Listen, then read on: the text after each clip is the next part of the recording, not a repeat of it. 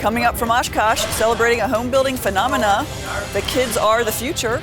The boss takes a trip down memory lane, and tough times in Oshkosh for herbivores. Yep, you heard that right, folks.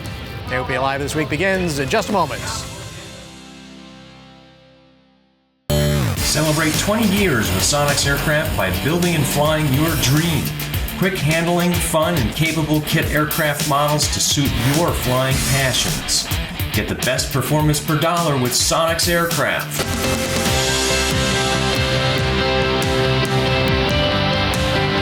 This is AOPA Live This Week with Tom Haynes and Melissa Rudinger.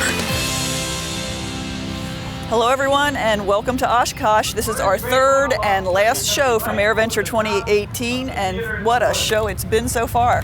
Our friends at EAA tell us that as of Friday morning, they were very close to a new record attendance. By the time everything wraps up on Sunday, this will very likely be a blowout year for the show. And that seems to echo everything we've seen and heard here in Oshkosh. As we've mentioned before, there seems to be a greater enthusiasm for all things flying than we've seen in a very long time. For Mark Baker and the rest of the staff here at AOPA, one of the best things about Oshkosh is the opportunity to talk to you face to face. And that's why Mark also likes to hold 2 pilot town meetings during this Aviation Week extravaganza, even though by the second one, his voice was pretty much shot. But AOPA was founded just on the eve of World War II, as many of you remember, by 5 passionate aviators that cared a lot about safety, cared a lot about the economics, what they called economy in aviation, talked about the fun, and making sure that we also continue to have this thing we all share today, the freedom to fly.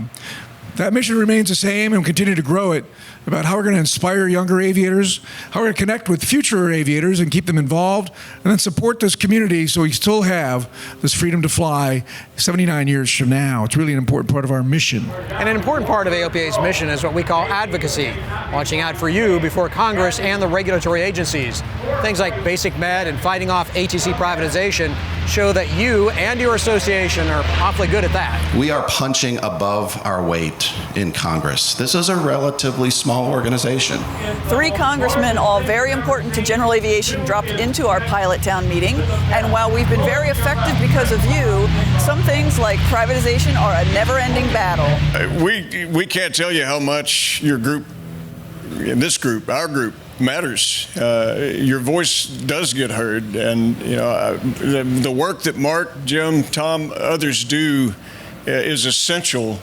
We communicate almost in real time sometimes on legislative issues, and we had a lot of near misses in the last 2 years. We've had some near misses in the last 4 months.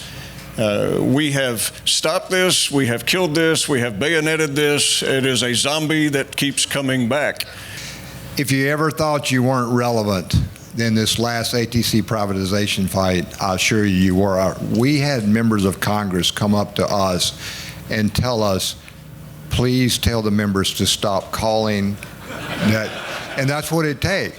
But don't stop, because you guys wore them out. And if they were on the fence, and even if they were for ATC privatization, you guys convinced them otherwise, because they knew that if that mass of people were that opposed to an issue, then they better take notice. And they'll take notice as AOPA pushes forward on this issue, outrageous FBO fees affecting your decisions on using airport ramps that you've paid for. I'm glad that AOPA is taking this initiative to really push back on this, because we're seeing more and more airports consolidating, and it's cutting into the accessibility that we are entitled to as general aviation pilots, and it's catching a lot of people. Because it's hidden, you don't find out until you're there, and now you're stuck. And then you have to pay these exorbitant fees for pricing and for fuel, for landing fees and fuel and so forth. And you're stuck there, you have to pay it, and you're basically being taken advantage of. It's a ripoff, and being that it's a public airport that we as the public should have access to and should have access to, should be unacceptable. Meanwhile, some 16 other organizations have signed on with AOPA, calling on the FAA to take action against egregious hidden fees and denial of affordable access to airport ramps. One group, Women in Aviation International, initially signed with us and then withdrew. Signature Flight Support is a Women in Aviation International contributor. Coincidence? Well, you decide. But of course, it's not just about the problems, it's about the solutions too. AOPA's You Can Fly program is all about getting people back into flying, bringing new folks in, and stimulating interest at the high school level with aviation STEM programs. Oklahoma Senator James Inhofe is taking a lead on that with a new piece of legislation. He stopped by our tent this week to tell us a bit more about SARA, the Securing and Revitalizing Aviation Act. One of the things I'm so proud of you guys for is what you're trying to do to revitalize the aviation industry and the interest in it. And what we have on this bill that you and I are going to be talking about that is going to become law is something that will allow classrooms to use, actually in classrooms, getting young people who are making career decisions and making their decisions on what they want to do. They're actually getting this done, and we're going to make it possible to have a ground school taught in high school. You know, once they're exposed to what aviation is, and that's what been one of your main things that you've been trying to do and doing successfully, but this is going to be a huge help. We have a provision that is going to provide for classrooms to actually teach. You know, I was one of those kids in the 70s, and I took my ground school in high school. Oh, you did? I didn't know they ever had that. Yeah, they did, and by the way, it changed my life. The full interview with Senator Inhofe will be available on AOPAlive.org early next week. Pipistrel is showing off its new charging system for its Alpha line of light sport aircraft. Designed to charge 4 aircraft at a time, the system will initially be rolled out in California. Expect to have a network of SkyCharge units between downtown Los Angeles all the way up to Sacramento by the end of next year. There have already been 4 of these units delivered to airports in Southern California. Depends on the power supply available to the unit. If you can get high voltages, we can charge in as little as 30 minutes. Typically, you'd get 45 minutes charge, but if there's only 110 outlet, you're going to increase to about an hour and a half. The Alpha is the first accepted LSA electric aircraft in the world. At the moment, they're all limited to about 1 hour flight time, which makes flight training near local airports the primary application of the aircraft. If you need a little more range, it's coming. There's lots of interest this week in new airframes from Buy Aerospace. The Denver company has designed 2-place and 4-place models of its Sunflyer that are currently undergoing testing. With just one moving part, the electric motor, it is projected to use just $3 per hour worth of energy, effectively changing the economics of flight. We've made our type certificate application with the FAA under the new FAR Part 23. So it's about, give or take, about a 2-year process. The program's underway. We've been having meetings with the FAA. We've also been doing courtesy briefings with EASA in Europe. So we really think it's an exciting time and about a 2-year time frame to get that schedule for production start. And there's a lot of interest in the Sunflyer from around the industry. The company has deposits for about 140 of the 2-seat aircraft. And here at Oshkosh, there's a whole center dedicated to the future of aviation. AOPA Live's Josh Cochran has a story about what's getting kids excited there. At the AirVenture Innovation Showcase, visitors are experiencing the future. Well, I just like how a ton of people have these crazy ideas and like the flying cars, and it's really cool. And what's cool is that visitors can fly in these futuristic aircraft through virtual reality. Openers here with their new Blackfly personal flying machine, along with a whole VR experience. We're here with a virtual reality simulator. So what it is that people will put on a VR goggle and have a feel of what it's really like to fly an aircraft. If you want to experience what it's like to fly an aircraft you can buy now, there's the Virtual Foot Paraglider. So it was a paraglider simulator thing. It's basically where you're sitting in this harness, and there's a giant parachute above you, and you have a giant propeller behind you, and you just fly around, and it was really cool. I was doing combat mode, so it's basically where you have missiles and you get to shoot stuff.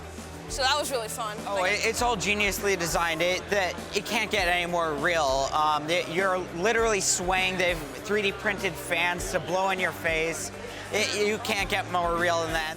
On the other end of the spectrum in the Innovation Center, this small glider called the Ground Effect Machine will give students real-life flying experience. It's a glider-type aircraft that will take kids solo as young as the 7th grade. So what's exciting about this is that youth can get into an airframe, they can be seat of the pants, stick in the hand, wind in her hair, smile on his face, and not electrons on eyeballs. We are not a simulator, we're a flight stimulator. What we're trying to do is put this into high school programs or youth programs. And regardless of whether these kids are experiencing aviation through VR or in a real airplane, Next Generation is looking forward to the future. Josh Cochran, AOPA Live. The Innovation Center is just one part of the larger Aviation Gateway Park, all dedicated to the future of aviation. They are getting closer to finishing a whole airplane build in 1 week. The 1 week wonder, as it's called, has come a long way in the last few days. As we record, most of the riveting is done, the engine is installed, and the volunteers are working on wiring for the avionics. Thousands of volunteers have worked around the clock to finish this Vans RV-12 in time. And speaking of RVs, Vans Aircraft is celebrating a major milestone this week. 10,000 completed RV airplanes. We have about 400 RVs here at this point in time, so multiply that by 25 times, that's what 10,000 looks like. The company was started in the 70s by Richard Van Grunsven, known as Van. Van coined the term the total performance for his complete line of aircraft, because Van's aircraft, all of our designs, they're very easy to fly. They're very stable in the air. They have a short landing, short takeoff, and short landing characteristics. They fly very efficiently at very high speeds, meaning between 160 and maybe 170 knots true air speeds across the line. They represent a very good value. The company has grown from offering only the single-seat RV-3 all the way up to the newest model, the RV-14. The airplane designs have redefined the term experimental. First of all, the term experimental conjures Chuck Yeager out flying past the speed of sound and flying in some kind of wingding out there that's a one-off design. But it is nothing like what we have today. These airplanes that Vans Aircraft and other manufacturers build are well thought out. They're well engineered. They are well designed. They are well tested. These are not experimental airplanes anymore. That's just the category that they are placed in. Part of the Vans experience and what keeps airplane builders coming back for more is the feeling of accomplishment that comes from finishing your own airplane. Well, I ask pilots, do they remember their first solo? And everyone, their eyes light up and they say, I remember it like it was yesterday, whether it was yesterday or whether it was 40 years ago. And I tell them, the only thing that eclipses that moment is the day you take off in an airplane that you built yourself. And all this adds up to continued growth and a bright future for Vans Aircraft. Well, we see new RVs being completed and flown about between 350 and 400 per year. So that is very gratifying, not only to know that we've got more airplanes out there, but we've got enough builders out there who have the wherewithal and the resolve to work through this project. So you should know, you just bought one. I did. Doubled the family fleet a couple of weeks ago when I bought an RV-12. So this, folks, is the RV Grin, as they call it. And it's a cool little airplane, and it's a light sport aircraft, factory-built light sport aircraft. So we're going to have some fun with that around Frederick at a flight school. And they are just a really nice flying airplane. It's just really quality. And so, anyhow, we're looking forward to it. It's going to be fun. Great. Looking forward to seeing it at the airport. Right. Coming after the break, Boss gets reacquainted with some very dear old friends. And Oshkosh can be pretty tough if you're a vegan. You always knew it was your perfect airplane. Now it can have the perfect panel. Garmin G500 TXI and Garmin G600 TXI, the next generation of flight displays. Welcome back to Oshkosh and AirVenture 2018. You know, this has to be the greatest gathering of flying warbirds anywhere in the world. That's true, and perhaps the most ubiquitous warbird flying in the civilian world is that famous World War II trainer, the T-6. This is the old girl's 80th anniversary, and there are close to 80 T-6s here on the field right now. The T-6 is one of Mark Baker's favorite birds. He's owned 3 of them over the years, and we tagged along with him as he became reacquainted with some old friends.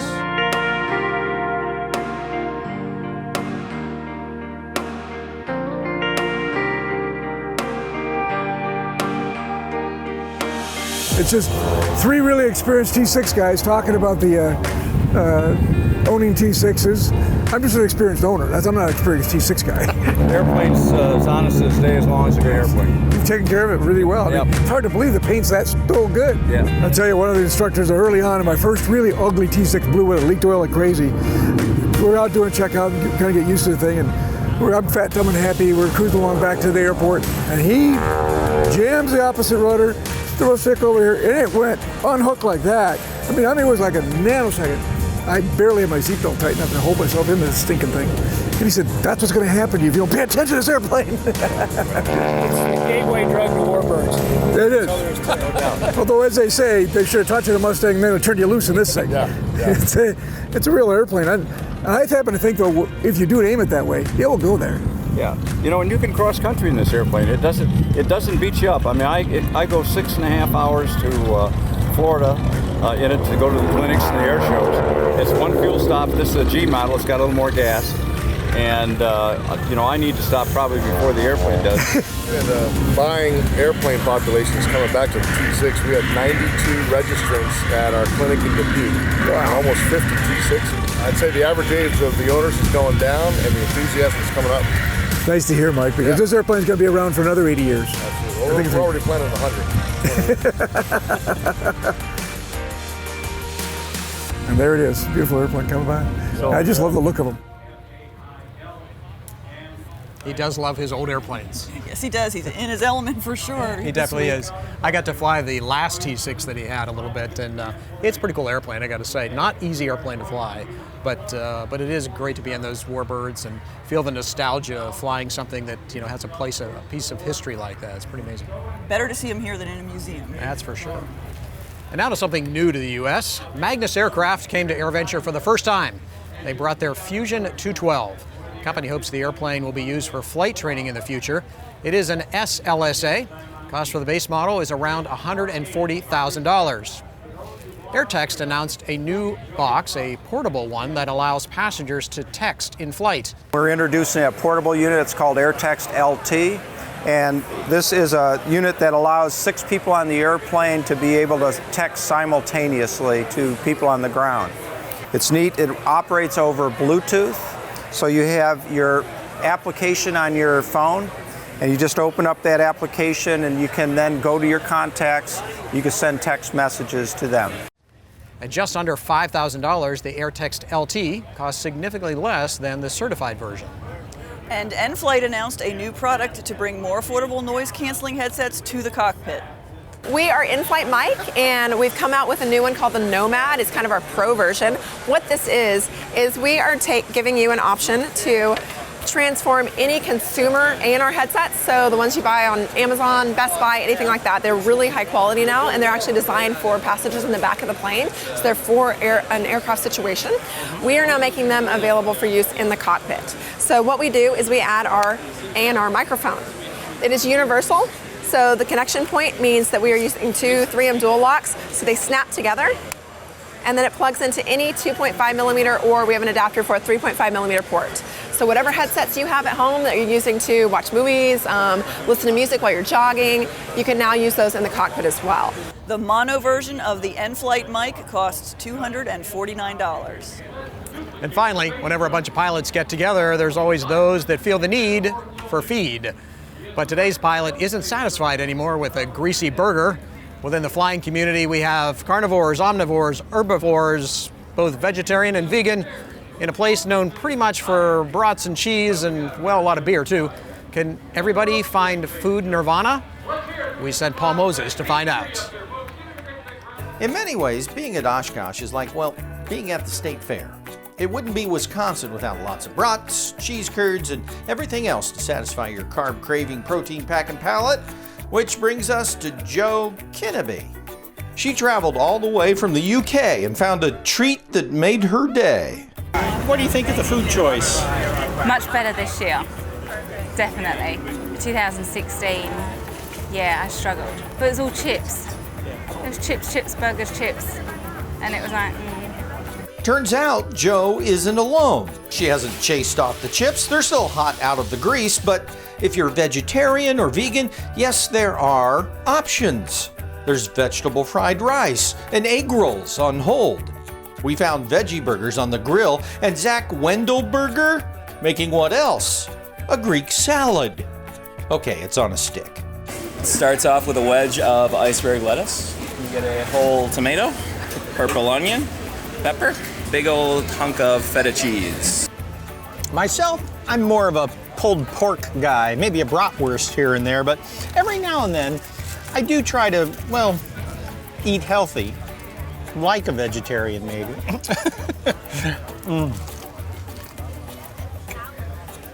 Oh man, that's good. As for Jo, well, she says a heavier meal makes for a long day around here. It's difficult when you're walking around a big event and you've had a big dinner. You don't enjoy it so much. So this is a good option for you. It's a good light option. Yep, leaving plenty of room for, wait for it, ice cream. Paul Moses, AOPA Live. Well, who knew that you could find something vegan or vegetarian here at Oshkosh? Sure is different than it used to be. Yeah, years ago you couldn't, although slim pickings now, but I dare say you wouldn't have found it 10 years ago. I don't think so. That's going to do it for us here from Oshkosh 2018. Thanks for joining us. We'll see you back in Frederick in the studio next week. See you there.